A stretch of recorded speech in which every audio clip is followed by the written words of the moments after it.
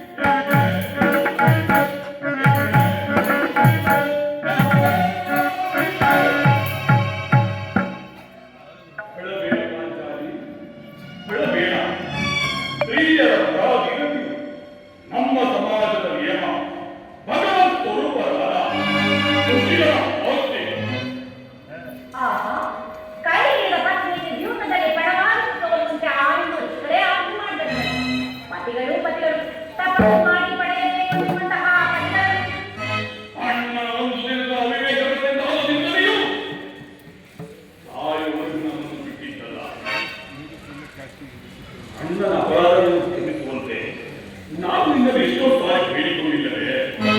ಆದದ್ದು ಹಾಗೆ ಹೋಯಿತು, ಅದರ ಚಿಂತೆಯನ್ನು ನೀನು ಬಿಡು. ಅದಿರಲಿ ದೇವಿ, ನೀನು ಇಷ್ಟೊಂದು ಈಗಿನ ನಿಷ್ಕಾಮವಾಗಿ ಹೇಳುತ್ತಿರುವುದು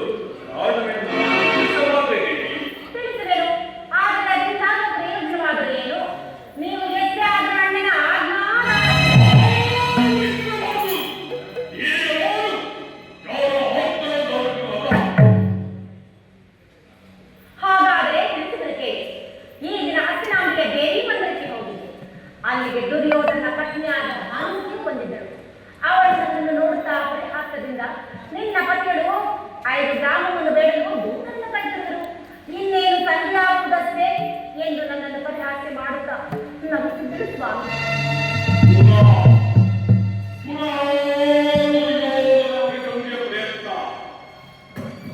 ನನ್ನ ತಂದೆಯು ನಿಶ್ಚಯವಾಯಿತು. ಆದರೆ ರಾಜಭಾರಕ್ಕೆ ಹೋಗಿರುವರು ಯಾರು ದೇವಿ? ಮತ್ತಿನ್ನ ನನ್ನ ಗಂಡನಾದ ಶ್ರೀಕೃಷ್ಣ ಪರಮಾತ್ಮನು. ಗೋಪಿಕಾಂಗನೆಯರ ವಿಲಾಸ ವೈಕುಂಠದಲ್ಲಿ ಉತ್ತರವನ್ನು ಬಯಲು ಸಹಜ. ಅರ್ಜುನ ದ್ವಾರಕಿಯಿಂದ ಹಿಂದಿರುಗಿದಾಗಲೇ ಈಗ ಆಗಬಹುದೆಂದು ನಾನು ಭಾವಿಸಿದ್ದೆ. ಅದು ಆಗಿರಲಿ. ಆ ಭಾನುಮತಿಗೆ ನೀನು ಏನೆಂದು ಉತ್ತರವನ್ನು ಕೊಟ್ಟೆ ದೇವಿ? ಪ್ರಶ್ನೆಗೆ ತಕ್ಕ ಉತ್ತರವನ್ನೇ ಕೊಟ್ಟಿದ್ದನು. ಏನೆಂದು ದೇವಿ? ಎಲೆ ಭಾನುಮತಿ, ಈ ನಿನ್ನ ಕಟ್ಟಿದ ಮುಡಿಯನ್ನು ಬಿಡಿಸುವವರೆಗೂ ಈ ನನ್ನ ಬಿಚ್ಚಿದ ಮುಡಿಯನ್ನು ಕಟ್ಟುವುದಿಲ್ಲ.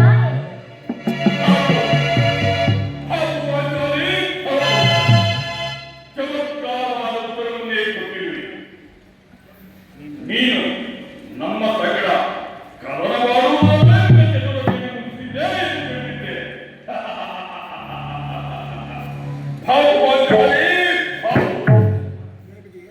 ಪ್ರಾಯಶ್ಚಿರ ನಿಮಗೆ ನೆನಪಿದೆಯೇ? ಹಿಂದೆ ಒಂದು ದಿನ ಈ ನನ್ನ ಕೇಶರಾಶಿಯನ್ನು ನೋಡುತ್ತಾ ಕುರುಕುಲಾಂತಕ ಕಾಳರಾತ್ರಿ ಎಂದು ಸಂಬೋಧಿಸಿ ಹೇಳಿದ್ದು.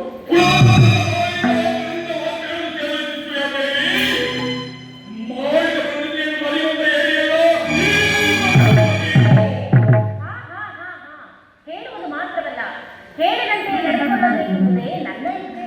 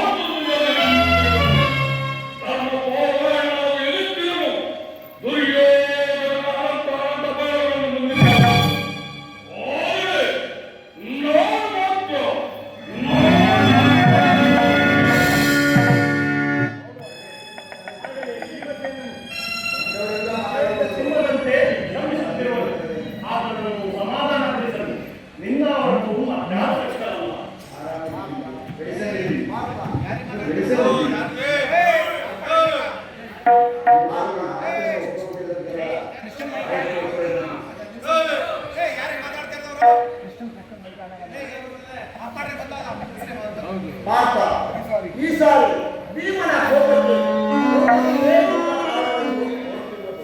ಶ್ರೀಕೃಷ್ಣನು ಹೇಳುತ್ತಿದ್ದರು, ಜಗತ್ತಿನ ಸುಖ ದುಃಖಗಳಿಗೆಲ್ಲ ಸ್ತ್ರೀಯರೇ ಮೂಲ ಕಾರಣಗಳು. ಪಾರ್ಥ, ಆ ಕೌರವರೊಡನೆ ಯುದ್ಧ ಮಾಡುತ್ತಿದ್ದರು.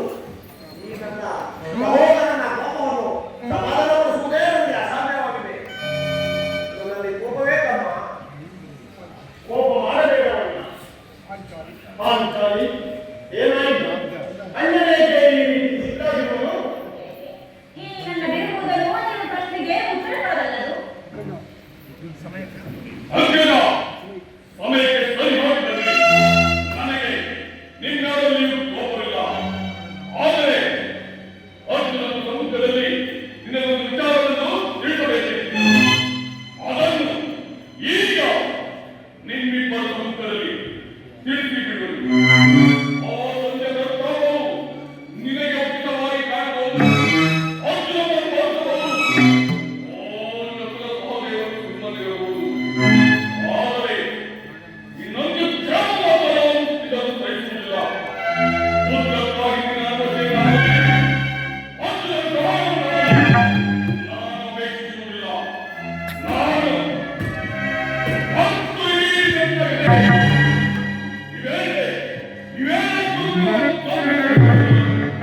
ನೀವು ನಿಶ್ಚಿತವಾಗಿ ಸಂಜೆ ಕರ್ತವ್ಯವನ್ನು ಕೊಡಿ. ನಾನು ನನ್ನ ಪ್ರತಿಜ್ಞೆ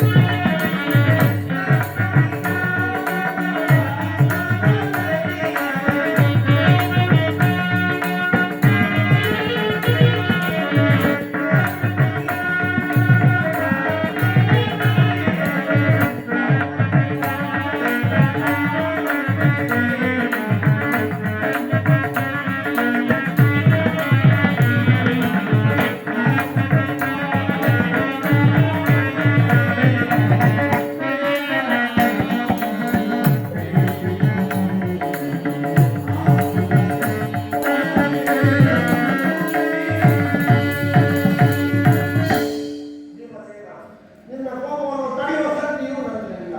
ಕೋಪ ಮಾಡಬೇಡ ತಮ್ಮ. ಕೋಪ ಮಾಡಬೇಡ. ಧರ್ಮರಾಯರು ನಮ್ಮೆಲ್ಲರಿಗೂ ಹಿರಿಯವರು. ಆತನ ಇಷ್ಟಕ್ಕೆ ವಿರುದ್ಧವಾಗಿ ಯುದ್ಧವನ್ನು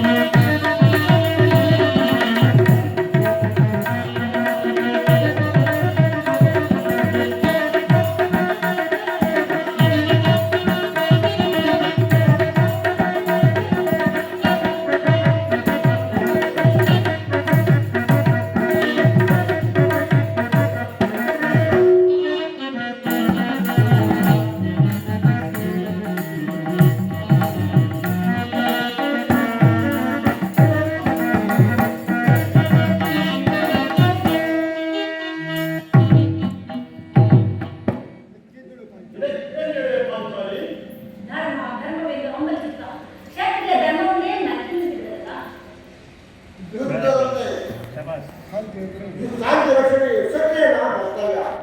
ಯುದ್ಧವು ಎಂತ ಘೋರ ಕರ್ಮ ಎಂಬುದು ನಿಮಗೆ ತಿಳಿದಿಲ್ಲ. ನಾವು ಅಭಿಮಾನಕ್ಕೆ ಹೊಸರಾಗಿ ಯುದ್ಧವನ್ನು ಪ್ರಾರಂಭಿಸಿದರೆ ಆ ವಿಚಾರಕ್ಕೆ ನಾನೇ ದುಃಖಿಸಬೇಕಾಗುತ್ತದೆ. ಅದಕ್ಕಾಗಿ ಸಂಧಿಗಾಗಿ ಸರ್ವ ಪ್ರಯತ್ನವನ್ನು ಕೊಡುವುದು. ರಾಜೇಂದ್ರ, ಕುಲಪುರೋಹಿತನನ್ನು ಕಳಿಸಬಾರದೆಂಬ ಪರಿಜ್ಞಾನವೂ ನಿಮಗಿಲ್ಲದೆ ಹೋಗುತ್ತದೆ.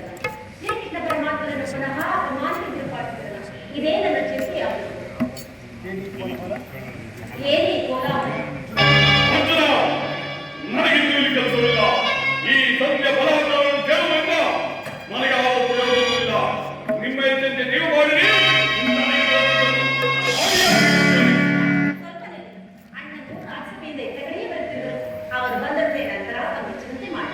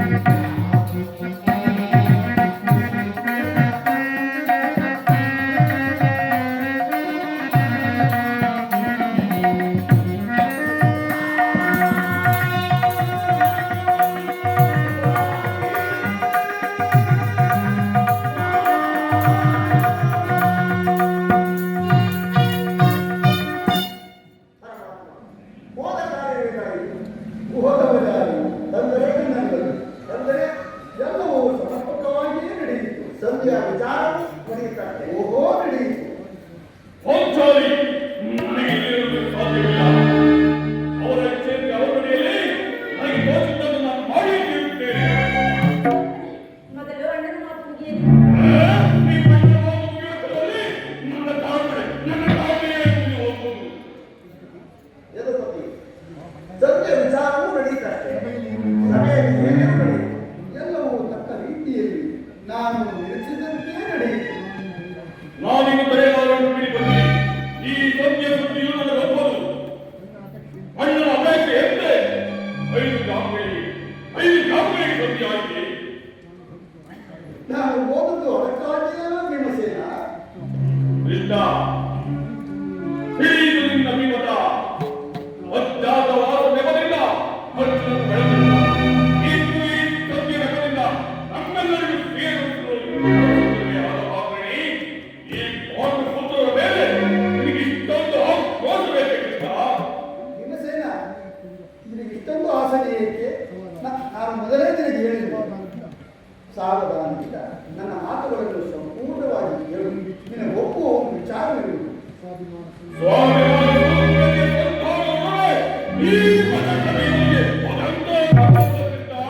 ಅತ್ಯಂತ ನಿಕಟವಾದ ಸಂಬಂಧವಿರುವುದು. ಮುಂದೇನಾಯಿತು ಪರಮಾತ್ಮ ರಾಜಸಭೆ ನಿಮ್ಮ ಸಂದೇಶವನ್ನು ತಿಳಿಸಿದರು. ಎಲ್ಲರೂ ಒಪ್ಪಿದರು. ಯಾರ್ಯಾರು ಒಪ್ಪಿದರು? ಭೀಷ್ಮ, ದ್ರೋಣ ಮುಂತಾದವರು. ನನಗಿಲ್ಲಿ ಕೆಲಸವಿಲ್ಲ. ಈ ದುರ್ಬೋಧನೆಯನ್ನು ಕೇಳಬೇಕೆಂಬುದೇ ನಿರೀಕ್ಷೆ ಆಗಿತ್ತು. ಅದನ್ನು ನೀನು ಸಾಧಿಸಿದೆ ಕೃಷ್ಣ. ಚೆನ್ನಾಗಿ ಸಾಧಿಸು. ಅದು ಸೇರಿ ನೀನು ನಿರಾಶರಾಗಬೇಡ. ಈ ನಿನ್ನ ಬಿಸಿಲನ್ನು ಬಿಟ್ಟಿದೆ ಎಂದಿಗೂ ಭೀಮಸೇನ, ಇಲ್ಲಯ್ಯ, ನೀನು ನಿಜವಾಗಿ ನಿಂಬಾಬಳಿಯೇ ಸರಿ. ಇಷ್ಟೊಂದು ಕೋಪವಿಲ್ಲದಿದ್ದರೆ ಆ ರಕ್ಕಸಿಯನ್ನು ಆಳಲು ಹೇಗೆ ತಾನೇ ಸಾಧ್ಯ? ಸಮಾಧಾನ ತಂದುಕೊಂಡು ನನ್ನ ಮಾತುಗಳನ್ನು ಸಂಪೂರ್ಣವಾಗಿ ಕೇಳು. ನಿನ್ನ ಒಪ್ಪುವ ವಿಚಾರವನ್ನು ಸುಮ್ಮನೆ ನನ್ನ ಸದಾಶಿವರ ಕೃಷ್ಣ. ಈ ಸತ್ಯ ಸಮಸ್ಯೆಯು ನನಗೆ ಬೇಡ. ನಾನು ಒಪ್ಪದು ಒಪ್ಪುವ ವಿಚಾರ ಹೊಂದಿರುವುದು. ಆ ದುರ್ಯೋಧನನು ನಿನಗೆ ಪ್ರಿಯವಾದ ಸಂದೇಶವನ್ನು ಕಳುಹಿಸಿರುವುದು. ಏನು? ದುರ್ಯೋಧನನ ಸಂದೇಶ. ಹಾಗಾದರೆ ಅದು ಸರಿಯಾಗಿರಲಾರದು. ಕೃಷ್ಣ, ಏನೋ ಸಂದೇಶ ಬೇಗ ಹೇಳಿ ಕೃಷ್ಣ. ಅದನ್ನು ಕೇಳುವ ಮೊದಲು ನೀನು ಸಾವಧಾನದಿಂದ ನನ್ನ ಬಳಿಯಲ್ಲಿ ಕೈಕಟ್ಟಿಕೊಂಡು ಕುಳಿತುಕೊಳ್ಳಬೇಕು. ಇಲ್ಲ, ನಿಮ್ಮದೇ ಹೇಳಿದ್ರು. ಕುಳಿತುಕೊಳ್ಳಬೇಕು. ನಾನು ಏನನ್ನೂ ಹೇಳುವುದಿಲ್ಲ. ಈ ಪರಿಹಾಸ್ಯ ಬೇಕೆ ಕೃಷ್ಣ. ಪರ್ಯಾಸವಲ್ಲ ಭೀಮ, ನಿನ್ನನ್ನು ಕಂಡರೆ ನನಗೆ ಅಷ್ಟೊಂದು ಭಯ. ನಿನ್ನ ಗದೆಯನ್ನು ಸ್ವಲ್ಪ ದೂರವಾಗಿಟ್ಟು ನನ್ನ ಪಾತ್ರದಲ್ಲಿ ಕೈಕಟ್ಟಿ ಕುಳಿತುಕೋ. ಆಗ ನಿನಗೆ ಆ ಪ್ರಿಯವಾದ ಸಂದೇಶವನ್ನು ತಿಳಿಸುವೆನು. ಆಗಲಿ, ನೀನು ನಾಲ್ಕಿಂತೆ ಕುಳಿತುಕೊಳ್ಳುವೆ. ಈಗಲಾದವೇನು ಏನೋ ಸಂದೇಶ. ಕೋಪ ಮಾಡುವುದಿಲ್ಲವಷ್ಟೇ. ಹಾಗಾದರೆ ನೀನು ನನ್ನ ಬಂದಿ. ಅದು ಚಲಕಾಲ ಮಾತ್ರ ವಾಸುದೇವ. ಅರ್ಜುನ, ಈ ಕ್ಷಣಕಾಲ ಈ ಕಥೆಯನ್ನು ಹಿಡಿದು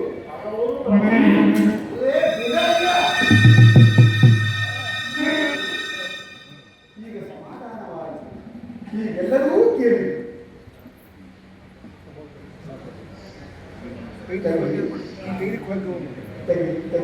ತೆಗೆದುಕೊಳ್ಳಬೇಕು. ಇದು ನನಗೊಂದು ಕಡೆ ಪುರಸ್ಕಾರವಾಗಿ ದೊರೆಯಿತು.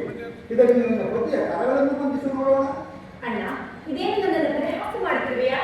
ವ್ಯಾಸವಲ್ಲ ತಂಗಿ, ಶತ್ರುಗಳ ಎಡಮುಡಿಯನ್ನು ಬಿಡಿಸುವುದರಲ್ಲಿ ನೀನು ಮಹಾಪಂಡಿತೆ. ಅದರಂತೆ ನಿನ್ನ ಪತಿಯ ಕರಗಳನ್ನು ಬಂಧಿಸಲು ಬರುವುದೋ ಇಲ್ಲೋ ಎಂದು ಭೀಮಸೇನ, ಸಂದೇಶವನ್ನು ಕೇಳುವ ಇಚ್ಛೆ ಇದ್ದರೆ ಕೃಷ್ಣ ಹೇಳಿದಂತೆ ನನ್ನ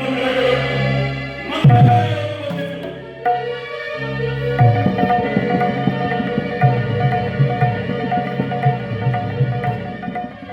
ಈಗ ಸಮಾಧಾನವಾಯಿತು.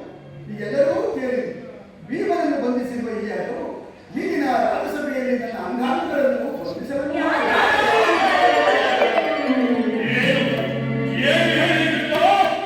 ಈ ಅಕ್ಕರಿಂದ